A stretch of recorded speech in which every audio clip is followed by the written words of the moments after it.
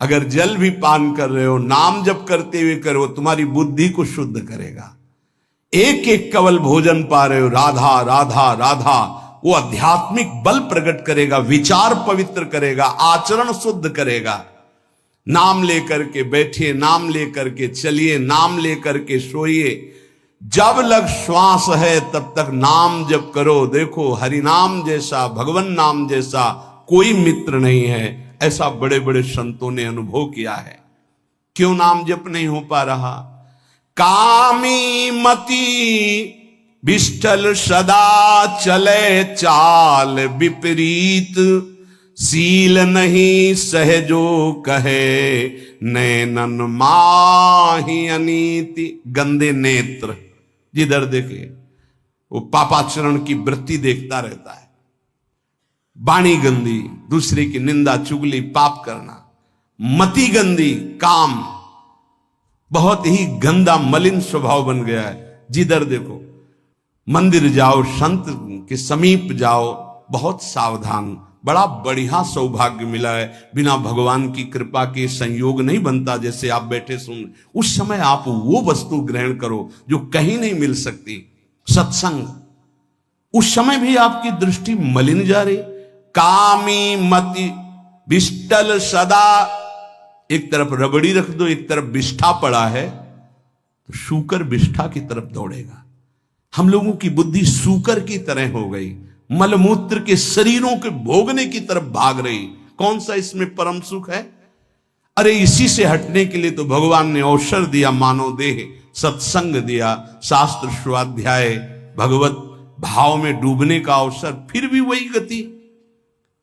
सदा रहे चित भंग ही, हृदय स्थिरता नाही। ऐसे लोगों का बड़ा चित्त चंचल होता है, हृदय स्थिर नहीं होता है। क्या करें? अगर ये भी नाम जप करने लगे तो सब शांत हो जाएगा, काम शांत हो जाएगा, मति पवित्र हो जाएगी। अगर हमारे हृदय में काम बसा रहा तो नाम नहीं चल पाएगा, नाम रुक जाएगा। हमें एक एक चीज पावन करनी इसी नाम से। वाणी, नेत्र, श्रवणेन्द्री, संपूर्ण शरीर, अंतःकरण, तब भगवत मिलन होता है। इसी शरीर को भगवान हृदय से लगाते, ध्यान रखना। जब भगवान प्रकट होते हैं तो ऐसा नहीं है कि वो भाव में केवल प्रकट होते हैं। जैसे हम आप देख रहे हैं, हम आप मिल रहे हैं, ऐसे भगवान अपने भक्तों को हृदय से लगाते हैं। सच्ची मानिए, वो यही हैं, हर समय पास हैं। जिस समय हमारी इंद्रियां पवित्र हो गई, शरीर पवित्र हो गया, हृदय पवित्र हो गया, भगवान करुणा करके प्रकाशित हो जाते, माया का पर्दा हटा देते हैं। पूज्य नारायण स्वामी बड़े सिद्ध महापुरुष हुए। वो कह रहे हैं कि नाम कैसे आपका निरंतर चलेगा। इसके लिए जिस वाणी से नाम जप कर रहे हो, यदि झूठ बोलोगे, अरे आश्चर्य होता है, झूठ बोल करके तुम सोच रहे हो हम संभाल लेंगे। नहीं नहीं, झूठ तुम्हारा नाश कर रहा है, तुम्हें पता नहीं। जिस जिह्वा से नाम जप कर रहे हो, अगर नाम का विशेष फल प्राप्त करना है, जल्दी फल प्राप्त करना है, आपको दुखों से बचना है, पाप भस्म करना है, तो झूठ बोलना बंद कर दीजिए। क्या बिगड़ जाएगा आपका? सच्ची बोलने में क्या बिगड़ जाएगा? सच्ची बोलना शुरू करोगे, हिम्मत नहीं रह जाएगी पाप करने की। ये जो पाप करने की तुम्हारी हिम्मत पड़ रही, झूठ बोलने के कारण पड़ रही। नहीं, असत्य संपातक पुंजा, सबसे बड़ा पाप झूठ बोलना। उससे क्या होता है? हर चीज हम छुपाना चाहते हैं। किससे? उस सर्वज्ञ परमात्मा से, गुरुदेव से। नहीं, झूठ नहीं।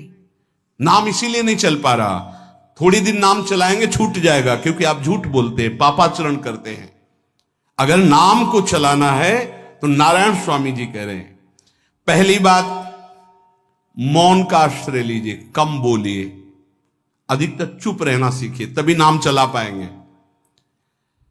जो कार्य कर रहे हैं आप उस पर ध्यान दें, उस कार्य को एकाग्रता पूर्वक करें, वाणी को मौन रखें, उस वाणी से धीरे धीरे नाम उच्चारण करें।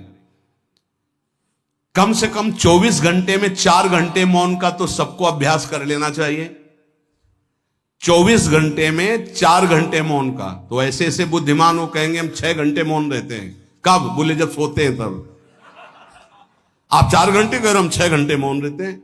24 घंटे में हम 6 घंटे मौन रहते हैं। बहुत बुद्धिमान है। बोले आप 4 घंटे कहते हो, हम 6 घंटे मौन रहते हैं। तो कब आप मौन रहते हैं? बोले जब सोते हैं तो 6 घंटे सोते हैं, मौन ही रहते हैं उस समय। मौन जागृत की कह रहा हूं, 4 घंटे का। नारायण स्वामी के बहुत बड़े महापुरुष हुए। तुम 4 घंटे मौन का अभ्यास करो, ऐसा निकालो 2 घंटे, 2 घंटे करके 24 घंटे में 4 घंटे मौन। उस समय हम किसी से बात नहीं करेंगे, नाम जप करेंगे। कार्य करो, कार्य करने के लिए मना नहीं कर रहे हैं। कम बोलो। आजकल लोग अपनी जीवनी शक्ति को बोलने के द्वारा बहुत नष्ट कर रहे हैं। व्यर्थ की बातें करते रहते हैं। 4 आदमी चल रहे हो, आप पीछे चलिएगा, सुनते, बेमतलब की बातें। नाम जप नहीं होगा, वो डिलीट नहीं होंगी, वैसे ही बनी रहेंगी। अगले जन्म के लिए तैयार हो रहा है।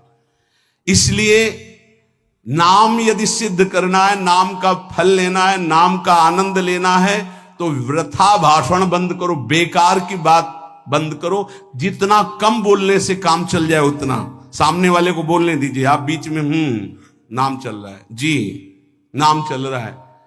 जब कोई आवश्यक बात हुई, पवित्र शब्द बोल दिया, नहीं चुपचाप सुनो। उसको लग रहा है कि आप संभाषण करो, मान लो रिश्तेदार है, नातेदार है, मित्र। अब आप व्यवहार में हैं, आप सीधे ये तो नहीं कह सकते हमसे बात मत करो, नहीं, हाँ बात कीजिए, लेकिन आप कम बोलिए, उसको बोलने दीजिए, आप नाम जप कीजिए। जरूरत भर बात कीजिए। बात में भगवान की चर्चा हो तो कोई बात नहीं, अगर प्रपंच की चर्चा है तो बचने की कोशिश कीजिए। अपने संबंधियों, अपने दोस्तों, अपने व्यवहारियों से व्यवहार, दोस्ती, संबंध शिथिल कीजिए, तभी नाम में प्रीति होगी। अगर ये कि अब हमारे दोस्त आ गए हैं तो फिर वो दोस्त छूट जाएगा नाम, अब बातें शुरू हो गई प्रपंच की।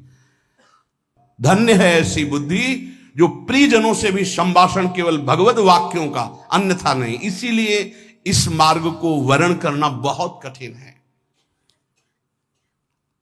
एक ऐसा तुम्हारा निवास स्थान होना चाहिए अलग, जिसमें अपने रिश्तेदार, नातेदार, व्यवहारियों का प्रवेश ना हो। आपकी शैया अलग होनी चाहिए।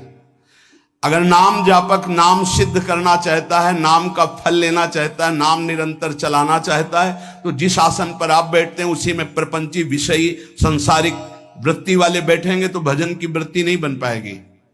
एक ऐसा, वैसे होते हैं घरों में बैठने वालों का अलग, लेकिन साधन कक्ष अलग होना चाहिए अपना। किसी का यदि प्रवेश ना हो तो आप देखेंगे कि आपके साधन के परमाणु आपको वहां बैठते ही तत्काल विक्षेप रहित करके भजन में लगा देंगे। अगर घर में ऐसा कुछ ना हो तो एक आसन अपना अकेला रखिए, जिस पर आप शयन करें वो आसन केवल आपका ही होना चाहिए। अगर वो सार्वजनिक बैठने के लिए ही है, ऐसी व्यवस्था नहीं, तो आसन समेट कर अपना अलग रख दीजिए और दूसरे आसनों पर बैठा लिए। फिर वो आसन हटाकर जब आप शयन करें तो आपका आसन होना चाहिए। इसका बहुत बड़ा प्रभाव पड़ेगा। कोई भी ऐसा दृश्य या पुस्तक ना पढ़ें जो वासनात्मक हो और प्रभु के नाम से आपको विमुख कर दे। अखबार आदि, समाचार आदि, ये हमारे चिंतन को नष्ट करते हैं।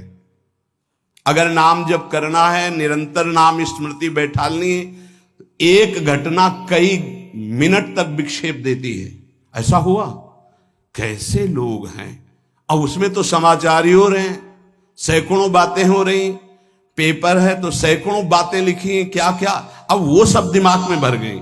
इतना व्यसन है किसी किसी को पेपर पढ़ने का, समाचार पत्र पढ़ने का, कि सुबह होते ही वो विरह में रहते हैं कि पेपर आ जाएगा। आया नहीं, मिला तो ऐसी एकाग्रता से पढ़ते हैं जैसे वेदांत चिंतन करने वाला वेदांत चिंतन। चश्मा लगा, चाय रखी, ठंडी हो रही, उससे मतलब बीच बीच में चाय और चश्मा से और पूरे दिमाग में वही। अब क्या करेगा, जो पढ़ा है उसका चिंतन बनेगा, वही बोला जाएगा। अब जहां चार मिले तो तुम्हें पता है, उत्तर प्रदेश में ये हुआ, मध्य प्रदेश में ये हुआ, चर्चा दिमाग। नाम जापक पूज्य श्री नारायण स्वामी कह रहे हैं, अखबार पढ़ना, दुनिया भर की प्रपंच की जिसमें बातें हैं, ऐसे समाचार, ऐसे टेलीविजन देखना, ये तुम्हारे हृदय में नाम नहीं चलने देंगे, तुम्हारी स्फुरणा को गंदी कर देंगे, बेकार का वक्त खराब होगा।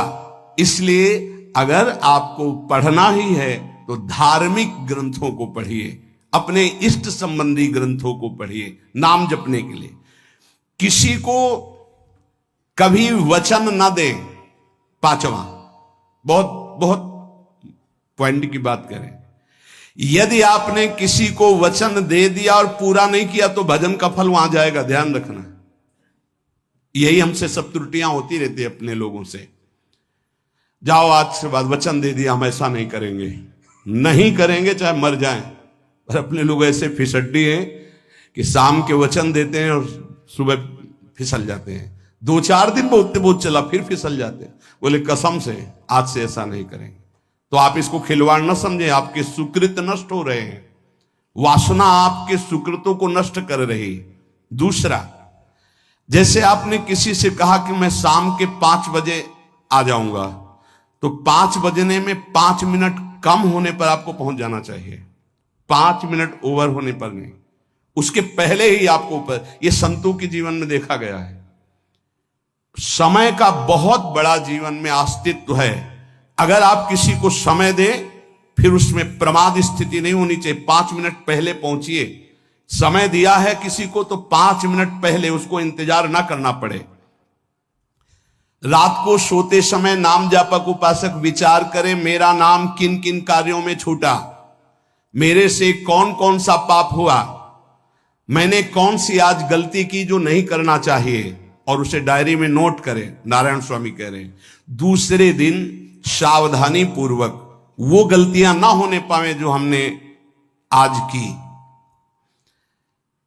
जब उपासक सत्य बोलना स्वीकार करता है तो उसके हृदय में डर जागृत हो जाता है। ध्यान रखना, डर ये माया के द्वारा प्रेरित है।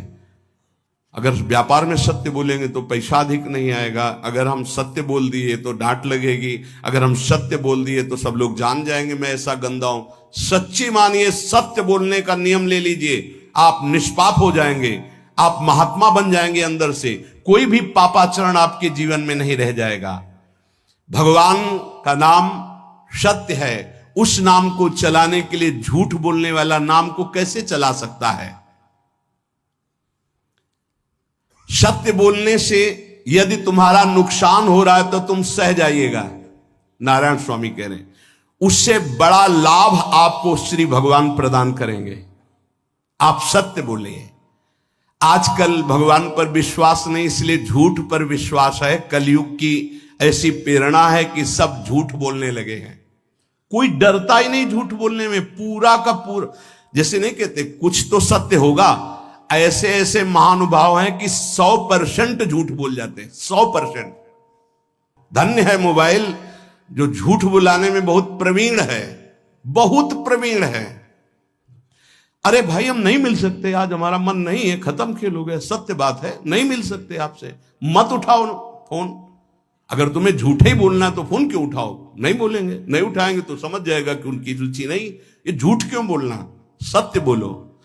झूठ से यदि आप बच गए तो आपके जिह्वा पे नाम निरंतर चलने लगेगा। ये झूठ ही नाम नहीं चलने दे रहा। असत्य आचरण, छुपाने की वृत्ति, असत्य भाषण, ये नाम में प्रीति नहीं। किसी को भी फुसलाने के लिए झूठ मत बोलिए। सत्य बोलने का अभ्यास कर लिए तो पापी जीव भी महात्मा बन जाए। सत्य आवश्यक है। एक बड़े कागज पर ऐसी जगह लिख के रख लो जहां तुम उठते बैठते देखते हो कि मुझे सत्य बोलने का नियम लेना है, झूठ नहीं बोलना है। सत्य साधन कर लो, फिर देखो नाम कैसे चलता है। तपस्या, बड़े बड़े पुण्य, बड़े बड़े तीर्थ स्नान उतना पवित्र नहीं करेंगे जितना सत्य बोलने से होगा। पर बहुत कठिन है इस समय सत्य बोलना। मतलब बात बात पे असत्य का ही वर्ताव हो रहा है, असत्य का अच्छा, ये कोई संसारी आदमी में नहीं, कुछ ऐसे होंगे जो सत्य की वार्ता करते नहीं। प्रायः क्या जाता है, झूठ बोलने में बोल दिया और सामने वाला राजी हो गया, हम निकल गए। लेकिन सत्य ना होने के कारण आप में सत्य आचरण, सत्य स्वरूप भगवान का नाम, भगवान को कहा गया सत्य नारायण, वो नाम नहीं चलेगा। भजन करने का पहला साधन है सत्य बोलना, जबान से सत्य बोला जाए। और भजन की संख्या प्रारंभ में जरूर लेनी चाहिए। यदि 10 माला का नियम लिया, 20 माला का नियम लिया, तो उसे निर्वाह करो। जैसे यहां शरणागति मंत्र मिलता है तो 11 माला प्रारंभ में दी जाती कि आपको करना ही है, ज्यादा हो जाए वो ठीक, 11 से कम वो कभी जीवन में नहीं। अपने जीवन में गुरु आज्ञा 11 माला तो करनी है, हर समय करना है। पर ये मन थोड़े दिन तो नियम में चलेगा, इसके बाद छोड़ देगा। दीक्षा तब लेनी चाहिए जब गुरु आज्ञा पे चलने की हिम्मत हो, नहीं तो ऐसे ही नाम जपो करो। जब नियम मिल गया 11 माला, तो चाहे प्राण निकल जाए, हमको 11 माला पूरे करने, प्राण निकलने तक गुरु आज्ञा का पालन करना है। यदि आप नाम जप अधिक मात्रा में नहीं करेंगे तो जो आपको नाम मिला है उसका फल आपको अनुभव में नहीं आएगा। क्यों? क्योंकि नाम का हिस्सेदारी होती है, भजन की हिस्सेदारी होती है। जैसे किसी ने प्रणाम किया, वो भजन लिया। गृहस्थी को इसीलिए मना किया कि रास्ते में परिक्रमा मार्ग में हलवा पूड़ी ये सब बट रहा है, हाथ मत फैलाओ। वो दान कर रहा है, सुकृत कर रहा है, और कोई दूसरे ले विरक्त आदि। आप अपने भूख मिटाने के लिए 4 रुपया के चना लेके भले पालो, लेकिन दूसरे के द्वारा दिया हुआ हलवा मत पाओ। यहां धाम आए हो, भगवत कमाई करने आए हो, यहां नाम जप करो, कष्ट सहकर परिक्रमा दो। हो सके 4 रुपए की वस्तु लेकर के आप पशु पक्षियों को पवा दो, किसी एक का पेट भर, तुम मत पाओ दूसरे का। तुम चाहो तो उपवास कर सकते हो, या प्राण पोषण के लिए रूखा सूखा थोड़ा खा लो। ये दूसरे के आराम से धाम में हम आए 2-4 दिन खूब खाए पिए नहीं, भागीदारी हो जाएगी तुम्हारे पुण्यों की। वहां ऐसे फ्री नहीं है कुछ। भजन का भागीदार राजा भी होता है, जिसके राज्य में रह रहे हैं। जो अन्न देता है वो भजन का, जो वस्त्र देता है वो भजन। इसीलिए गृहस्थ को कहीं कुछ भी स्वीकार नहीं करना चाहिए, ये बहुत ध्यान रखिए। अगर आप कहीं तीर्थ साधु आश्रम कहीं जाते हैं, कोशिश कीजिए कि किसी से सेवा ना ले, और अगर सेवा ले तो उसके अनुसार फिर अर्थ दे दे। अगर आपने वहां भोजन पाया, पान पाया, तो उसके अनुसार सोच ले कि अगर हम इतना खरीदते तो कितने का मिलता, वो दे दिया तो आपका भजन बच गया। कभी आपको कोई प्रणाम नमस्कार करे, तत्काल बराबर प्रणाम करो। किसी को अपना भजन का हिस्सेदारी नहीं, सबका मंगल हो। ये भजन जितना बढ़ेगा तो आपको भगवदाकार कर देगा। दिन रात 24 घंटे में 21,600 श्वास चलती है। 21,600 श्वास में 6 घंटा तो सोने के चले जाते, उसमें तो चेतना नहीं रहती। अब हमको अगर 21,600 नाम हमको जपने को मिल जाए तो हमारी हर श्वास सार्थक हो जाए। जो हम 5-6 घंटा सोते हैं उसमें जिनका अभ्यास है तो बात अलग है, नहीं तो वो व्यर्थ जाती है।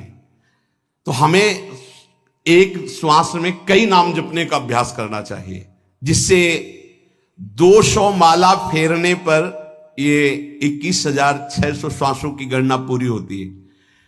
अगर हम 200 माला का नियम ले तो इतना हो सकता है। तो हमें लगता है अगर हर समय माला नहीं ले सकते तो श्वास वाली माला बहुत अच्छी रहती है। श्वास में 4 बार खींचो, 4 बार नाम लेते हुए छोड़ो। दूसरा साधन, एक छोटी माला ले ले, जो आजकल तो काउंटर चला है। काउंटर में ज्यादा सुविधा संसार के क्रियाओं में रहने वालों को होती कि क्या अपनी जेब में डाल लिया। तीसरा साधन, वो बहुत कठिन है। मन की वृत्ति से नाम जप करना, माला, श्वास और मन की वृत्ति, उसमें श्वास की भी गणना का ध्यान नहीं रहता, उसमें केवल चिंतन होता है, चल रहा है। पर ये आखिरी स्थिति होती, इसी के बाद वो परिपक्व अवस्था होता है। जिह्वा से धीरे धीरे नाम उच्चारण करते हुए ये पहला अभ्यास है। प्रारंभिक को एकदम मानसिक में नहीं पहुंचने की चेष्टा करनी चाहिए, 2-4 नाम के बाद मन प्रपंच में फंसा देगा।